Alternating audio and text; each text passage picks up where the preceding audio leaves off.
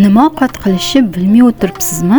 Unda qo'lingizni bir o'ynatib, xuddi shu retsept bilan xamir hasib qilib ko'ring. Duoni tagida qolasiz. Ishtahalarni ochvoradi-yu. Har doimgidek tuzli suvga bitta tuxum solib, qattiqqina xamir qoramiz. Xamir tinguncha nachinka boshlaymiz. 1 stakan guruchni biroz qovurib, xuddi shu stakanda suv solib, suvi kamaygach 2 minutga dimlab qo'yamiz. Guruch shunaqa dirkillab turishi kerak. Qiyma ustiga piyoz, qizil, ko'k bolgarskiy, guruch, tuz, murch, zira solib yaxshilab aralashtiramiz.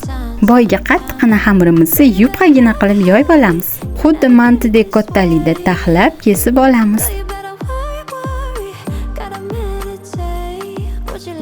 Endi eng qiziqarli jarayon qiymalarni xuddi shu shaklda, xuddi shunaqa ko'rinishda tugib olamiz. Tayyor hasib xonimlarni yog'lab, qasqonga terib olamiz. 30 minut ichida pishib chiqquncha biz ustiga qizartiradigan tayyorlab olamiz. Masalliqlarni yozib qoldiraman. Albatta tayyorlab ko'ringlar.